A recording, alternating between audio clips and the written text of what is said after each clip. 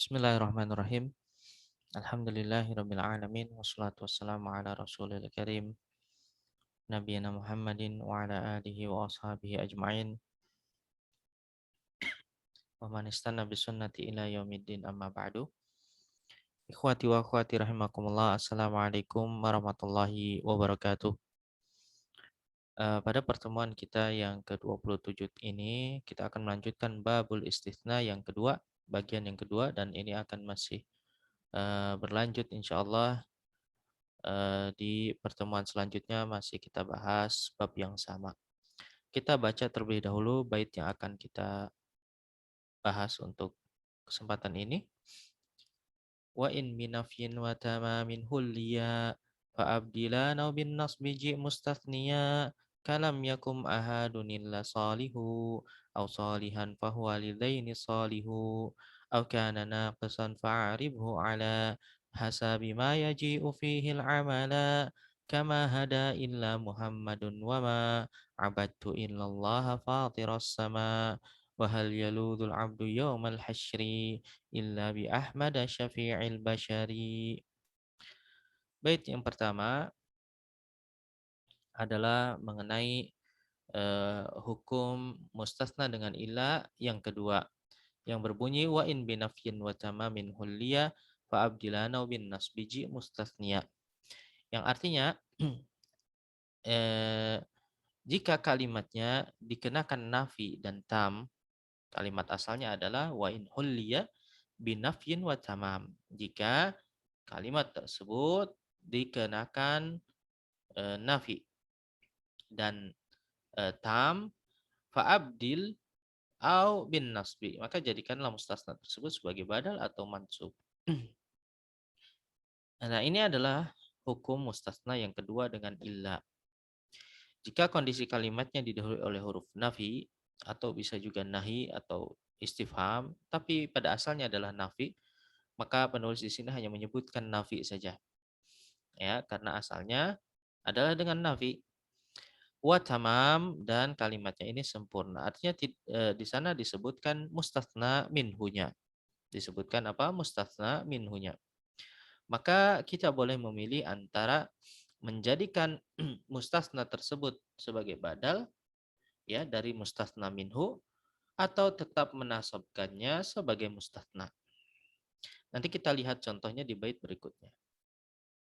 Kalam yakum ahadun illa salihu au salihan fahwalidaini salihu, yang artinya seperti lam yakum ahadun illa salih, ya belum ada yang berdiri kecuali salih, maka boleh kita baca salihun atau salihan fahwalidaini salihu, artinya maka keduanya ini tepat.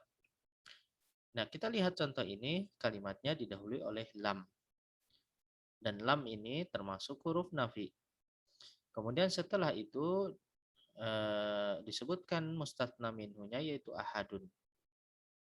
Ya, maka mustatsnanya yaitu salih boleh kita jadikan badal dari ahadun, maka ia marfu mengikuti ahadun, atau bisa juga kita nasabkan sebagai mustatsna au salihan. Ya, maka keduanya ini salih, artinya keduanya betul, tidak ada yang salah. Bait berikutnya. Au kana naqisan fa'ribhu ala hasabi ma yaji'u fihi al-amala. Yang artinya atau ketika naqis, maka i'rablah ia berdasarkan amil yang mendatanginya.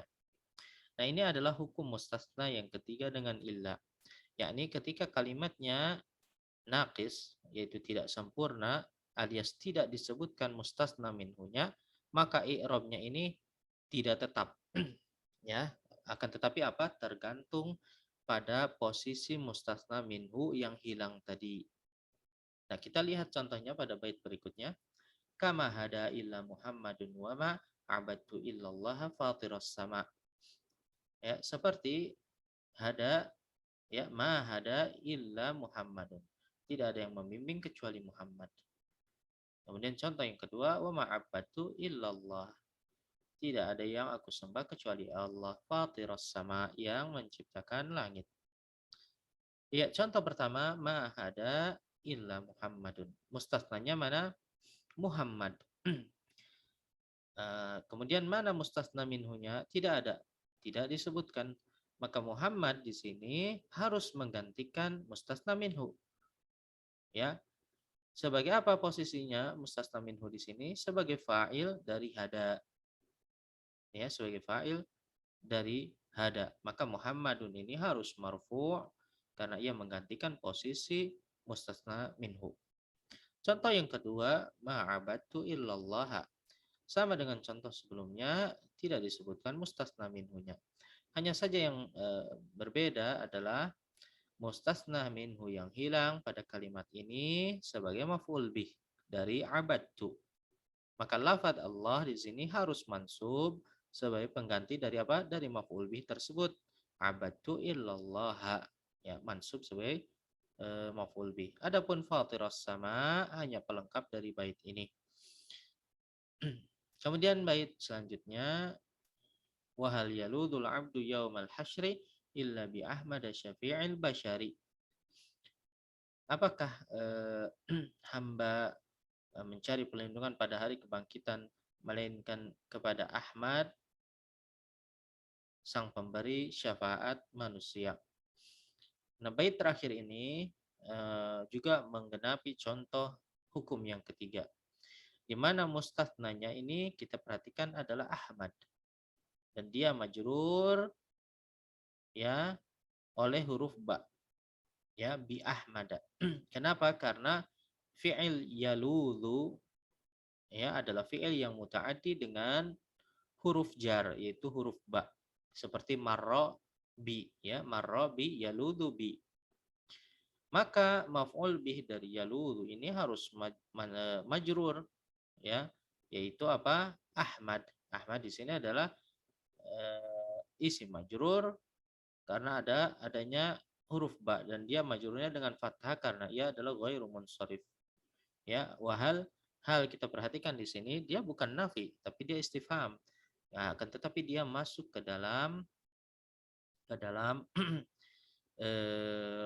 hukum yang ketiga ya yaitu kalau kalimatnya nakis ya, ada yang kurang di sana yaitu mustasna minhunya tidak disebutkan dan dia didahului oleh nafi atau yang semisal dengan nafi yaitu istifham ya maka mustasnanya